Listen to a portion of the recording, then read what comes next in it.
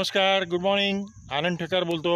सात पायरी घाट उतरल्यानंतर आता कालापाणी या ठिकाणी हे फॉरेस्टचं एक छोटंसं तपासणी नाका वगैरे आहे आणि या ठिकाणी थोडासा रस्ता फ्लॅट आहे. त्यामुळे मी म्हटलं एक छोटीशी क्लिप इथे घ्यावी, कारण अदरवाईज क्लिप घेणं अवघड आहे आणि इथे वाटेत काही नाही, त्यामुळे चार्जिंग करणं वगैरे शक्य नाही आणि नेमकी पॉवर बँक विसरलो आहे. पण एक छोटीशी क्लिप या जंगलातून जाताना. हा सगळा संपूर्ण फॉरेस्टचा एरियाचा आहे आणि सात पायरी घाट हा एक जबरदस्त घाट आहे आणि सुमारे 9 किलोमीटरचा आणि तुफान चढण आहे आणि हे असं सगळीकडे फार छान दृश्य दिसतं. दाट जंगल आहे हे सगळं आणि खूप बांबूचीही बेटं आहेत ठिकठिकाणी. मला वाटतं लेघापाणी ते कालापाणी, म्हणजे आता इथून कालापाणीनंतर एक 5-6 किलोमीटरला लेघापाणी येईल आणि त्या लेघापाणीला मी उजवीकडे वळून धडगावकडे जाणारा एक रस्ता आहे.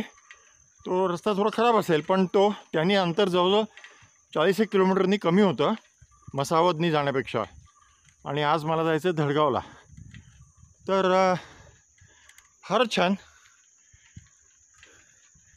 आज अजून तरी उन्हाचा हे त्यापेक्षा कमी आहे आणि मुख्य म्हणजे मी ज्या रस्त्याने आज जाणार आहे मसावदला जाणार नाही आज, म्हणजे व्हाया मसावद जाणार नाही आहे, तर त्या रस्त्याला थोडी झाडं जास्त आहेत मला वाटतं, त्यामुळे कमी ऊन लागेल असं लोकांचं म्हणणं आहे. Okay, so it's so nice. अशा खूप उजवीकडे ही दरीच आहे सगळी, म्हणजे दरीची सुरुवात आहे आणि इतकं छान वातावरण आहे. पाऊस नाही आहे, थोडा असता तर बरं झालं असतं, कारण काल विशेषतः घाटामध्ये खूपच ऊन होतं. शहाद्याच्या सायकलिस्ट मित्रमंडळींनी दिलेली फुलं इथे कालपासून लावून ठेवली आहेत आणि आमचा छत्रपती शिवाजी महाराजांचा झेंडा पण नेमका ट्रान्सपोर्टमध्ये तुटला, त्याचा खांब, तर मी आता तो फुलांबरोबर ठेवला आहे. पुढे धडगावला गेलो की परत जोडायचा प्रयत्न करेन. ओके, सो आता उतार तीव्र सुरू झाला की मला ही क्लिप थांबवायला लागेल कदाचित, but I thought a small clip here. Okay, it's been lovely ride आणि याच्या पुढेही मी धडगावच्या वगैरे क्लिप्स करीनच आणि त्या पाठवीनच. फक्त या घाटामध्ये मी आलो सोलो काल, पण शक्यतो सपोर्ट व्हेकल घेऊन यावं हे नक्की आहे, कारण इथे बाकीमध्ये काहीही हेल्प नाही. Okay, bye bye, see you. मित्रांनो नमस्कार. कालापाणी सोडल्यानंतर लेघापाणीच्या रस्त्यात अशी खूप बांबूची वनं आहेत आणि हा थोडासा फ्लॅट रोड आहे, त्यामुळे मी म्हटलं तुम्हाला ही बांबूची वनं दाखवावीत. फारच मनोहारी दृश्य आहे. अशी असंख्य बांबूची बेटं या स्ट्रेचमध्ये जिकडे तिकडे बघितली मी, पण इथे आत्ता दिसली. मला वाटलं की एका मागोमागे इथे येतील, ती इथे नाही आहेत मला वाटतं. एका मागोमागे एक जी आहेत ती थोडी पुढे आहेत मला वाटतं. हां, इथे आला आता. हे अशी खूप आहेत आणि ह्या डोंगर उतरणीवर हे जे दिसतंय आपल्या रस्त्याच्या कडेला, हे पार खालपर्यंत आहे डावीकडे. आता हां, हाच तो स्ट्रेच आहे आणि असे अनेक स्ट्रेचेस आहेत इथे. प्रचंड बांबूची सगळी संपत्ती आहे इथे. हे पुन्हा एक बांबूचं बेट, फारच छान. तीव्र उतार अजून सुरू व्हायचा आहे, तोपर्यंत मी हे छोटीशी एक क्लिप घेऊ शकतोय. अमेझिंग. सातपुड्याच्या सगळ्या रेंजेसमध्ये आपण फिरलंच पाहिजे. म्हणजे सह्याद्रीच्या रेंजेस काही सगळ्या झाल्यात असं माझं म्हणणं नाही आहे, पण सातपुड्याची एक वेगळी काहीतरी गंमत आहे नक्कीच. आणि जसं मी एक प्रत्येक रेंजेसचं वेगळे पण बघितलं होतं जेव्हा राजस्थानातनं फिरलो, तिकडे छोटा उदयपूर आणि त्या भागामध्ये उदयपूर वाटी राजस्थानमधली, तर तिकडे पण असंच आहे की तिकडच्या रेंजेसची काही वेगळीच एक गंमत असते. राम राम. तर अरवली, हां मी त्या रेंजेसचं नाव अरवली पर्वताच्या ज्या रांगा आहेत त्याची एक वेगळीच गंमत आहे. आणि मुख्य म्हणजे राजस्थानच्या बाजूला अरवली पर्वताच्या रांगांमध्ये सुद्धा भरपूर हिरवाई आहे. म्हणजे असं वाटेल आपल्याला की राजस्थानच्या जवळ आहे म्हणजे वाळवंटच आहे का, तर राजस्थान म्हणजे वाळवंट असंच आपल्या डोक्यात असतं. तसं काही नसतं. पण एनिवे, तर या भारतातल्या सर्व पर्वतराजींमध्ये आपण नक्कीच गेलं पाहिजे. सायकलिंग करत ट्रेकिंग केलं पाहिजे. ओके, आता तीव्र उतार सुरू होणार आहे. So I am stopping this clip. Okay, धन्यवाद. Over to next clip. Bye bye. मित्रांनो नमस्कार. आता लेघा पाणी ते गोरांबे, निगदी आणि धडगाव या मार्गाच्या घाटामध्ये असताना हे इथनं असे छान पाण्याचे स्रोत सगळे येत आहेत. आता थोडं समजा धबधब्यासारखं पाणी कमी झालं असेल, पण इथे बघा गावातल्या मंडळींनी किती छान सोय केली आहे घाटामध्ये. हां, अखंड पाण्याचा स्रोत. आणि हे खरं मिनरल वॉटर. काय सुरेख सोय केली आहे. म्हणजे हे पाणी ह्याच्यावरनं येतं ते आता त्याचा ओघ कमी झालेला आहे पाऊस थोडा कमी झाल्यानंतर. मग त्यांनी छानपैकी इथं मस्त अशी त्या झाडाच्या मुळापाशी अशी मस्त अशी बेचकी करून बाटली लावून ठेवली आहे. त्या तुम्हाला हवं तेवढं पाणी भरा. मी पण पाणी भरून घेतलं इथे, मस्त प्यालो, तोंडाला लावलं. खूप थंड पाणी आहे.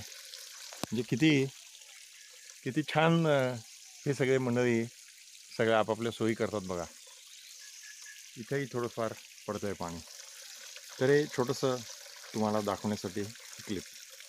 Okay, so I am leaving ना. बहुतेक एक हळूहळू 3-4 तासामध्ये मी धडगाव. मित्रांनो, ज्या ठिकाणी मी आत्ता पाणी भरलं त्या ठिकाणी एक दादा असे जवळपासच्या प्रवाहातनं येणारे खेकडे त्याच्या जवळपास असे ते येतात रस्त्यावर. मग ते पकडतात आणि मग पाण्यात सोडून देतात. नंतर ते असे प्लास्टिकमध्ये ठेवलेत बघा आत्ता. मंडळी सगळी वर चढायचा प्रयत्न करत आहेत, पण त्यांना प्लास्टिक काय निसर्गदत्त नसतं, त्यामुळे त्यांना चढता येत नाही. बरोबर ना ताई? ते वर येऊ शकत नाही. काय येतात वर? येतात का? येतात वरती. बरं, नाही जाऊ दे नको. ओके, हे काय थोडं खाली घेतलं की आली वर लगेच. ओके, हुशार आहेत. Okay, bye bye. मित्रांनो नमस्कार. सातपुड्याच्या पर्वतराजींमधल्या या ज्या काही सगळ्या रांगा आहेत त्यातला एक सगळ्यात ट्रेकरस आणि रस्ता खूपच खराब असलेला एक ट्रेल मी आत्ता केला. तर तो मी तुम्हाला आता दाखवतो. मी वरच्या बाजूला आलो आहे बऱ्यापैकी खाली उतरून. तर आता इथे मी जिथं झूम करतो आहे तिथे तुम्हाला रस्ता दिसत असेल. आणि जिथे रस्ता दिसतो आहे त्याच्या आणखीन डाव्या बाजूला या ठिकाणी जरा दुर्कट आहे, आता दिसत नाही आहे. ओके, पण एनिवे हा जो रस्ता आत्ता सेंटरला येतो आहे, मगाशी मी जिथे पाणी भरलं त्याच्याही अलीकडचा आहे मला वाटतं तो. आणि तिथून तो पूर्ण चढत हा असा जो ट्रेल दिसतो आहे हा आपल्याला फारसा दिसत नाही आहे, कारण मी जो सेंटरला रस्ता दाखवला त्याच्याही खूप खाली होतं ते मी जिथून आलो आता. आणि तो असा संपूर्ण इकडे चढत येऊन हा असा इथपर्यंत आलेला आहे. रस्ता खूप खराब आहे आणि ट्रेकरच आहे अर्थातच. म्हणजे थोडक्यात लेघा पाणी ते म्हणजे सातपायरी घाट उतरल्यानंतर काला पाणी, मग लेघा पाणीला मी उजवीकडे वळलो आणि आता मी धडगावच्या दिशेने चाललो आहे. आणि लेघा पाणीपासून आता गोरांबे साधारण 1-2 किलोमीटर आहे. आणि गोरांबेपासून मग निगदी सुमारे 10 किलोमीटर. आणि निगदीवरनं मग मांडवी. तर जो काही चढ आहे आता तो इथून फार तर 10-12 किलोमीटरचा असेल. आणि मग मांडवीला हायवे लागतो आणि तिकडनं धडगाव. असा हा थोडासा शॉर्टकट आहे, पण रस्ता खूप खराब आहे. Okay, so see you in next clip. Bye bye. मित्रांनो, मगाशी जिथे खालनं क्लिप घेतली होती त्याच्या आता वरच्या सगळ्यात पॉईंटला मी पोचलो. मी आता चढ इथे बहुतेक समाप्त झाला आत्तापर्यंतचा. आणि हा जो रस्ता आहे हा असा, ही आता पिकअप व्हॅन येताना दिसते, असाच वर आलो आहे. आणि हा इकडे तुम्हाला असा सापासारखा रस्ता इकडे जो वर आला आहे त्याने मी आता वर आलो आहे. तर असा वेटोळे घातलेल्या सापासारखा ह्या डोंगराला वळसा घातलेला आहे. आणि सगळ्यात पुढे जो मगाशी रस्ता दाखवला तो हा आता सेंटरला आहे. इथे हा जो सेंटरला इथं दिसतोय तर तो लांब दिसणारा रस्ता आहे. आणि ह्या वायर्स अशा इथनं खाली गेलेले दिसत आहेत. हा खांब आहे इथे विजेचा. आणि आता तुम्हाला कदाचित एक मोटरसायकल ह्याच्यावर दिसेल. बराच मोठा रस्ता आहे हा. आणि सगळी म्हणजे केव्हा तरी हा रस्ता डांबरी केला आणि नंतर गेल्या 10 वर्षात काही डांबर बिंबरचा प्रश्न आलेला नाही, त्यामुळे तो रस्ता उखडलेला आहे पावसाने सगळा, असं आहे. ओके. तर आता बरोबर मारलं ना. हां, तर आता इथनं पुढचा मार्ग थोडासा चढ असेल 8-10 किलोमीटर आणि मग आम्ही धडगावला पोचणार. ओके. आता ही खालनं येणारी पिकअप आता वर आलेली दिसते आपल्याला. ओके. नमस्कार दादा, काय नाव आपलं? शिरीष. आता बघा हे दादा वरच्या डोंगरावरनं खालच्या डोंगरावर त्यांच्या गाई म्हशी शेळ्या आहेत, तिकडे सांगतायत लोकांना काय काय करायचं ते. इकडनं आवाज जातो. हां, काय मोबाईलचा प्रश्न नाही, काय नाही, रेंजच नाही आणि कशाचे मोबाईल, असं आहे. तर okay, I am going ahead on this road. Bye. मित्रांनो नमस्कार. मी आता तोरणमाळून निघालो, मग लेघा पाणी आणि असं करत मी लेघा पाणीवरनं राईट मारून गोरांबा आणि पुढे आता चाललो आहे धडगावला. तर हे गोरांब्याच्या इथे हे दादा भेटले, महेंद्र भीमा वळवी. तर हे गोरांब्याचे आश्रमशाळेचे विद्यार्थी आहे. हा, आणि हे 10वी पर्यंत होते काय? हा. तर मग 10वी केव्हा झाली तुमची? 10वी तेव्हा 2014 मध्ये. 2014 मध्ये.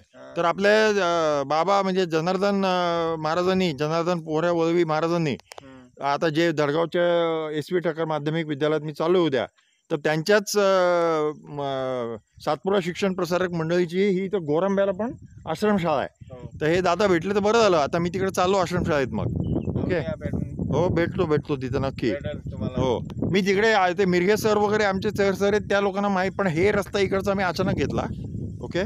तर आता हे काय म्हणले तुम्ही? पहिले खराब होता हा रस्ता. पहिले खराब होता. नाही, हा रस्ता बरा आहे, पण मी आलो तो भयंकर खराब होता. नाही, तो खराब आहे. हा हा, आता हा नवीन झाला. हा नवीन झालाय.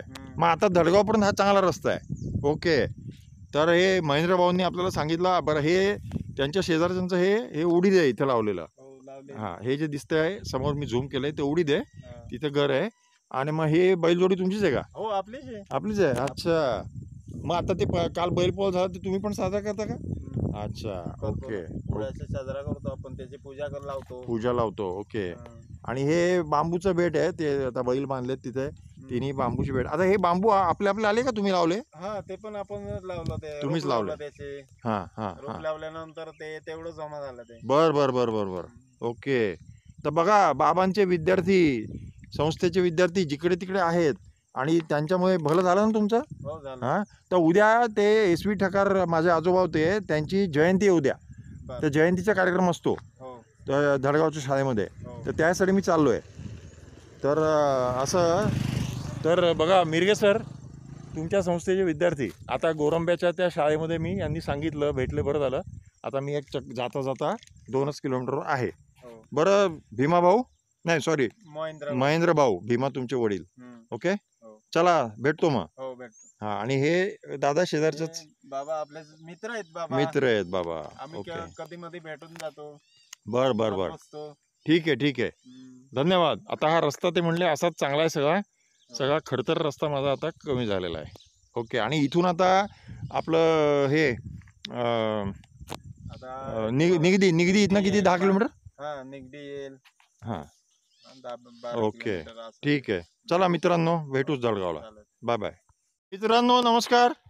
मी मगाच्या क्लिपमध्ये सांगितलं ते गोरांब्याची आश्रमशाळा, तर ह्या डावीकडच्या रस्त्याने मी वरनं आलो खाली आणि हा जो सिमेंटचा रस्ता दिसतोय आणि पुढे जी बिल्डिंग दिसतीये तीच आश्रमशाळा आहे बाबांनी इथं चालू केलेली. आणि इथे जाण्यापूर्वी इकडे समोरच हे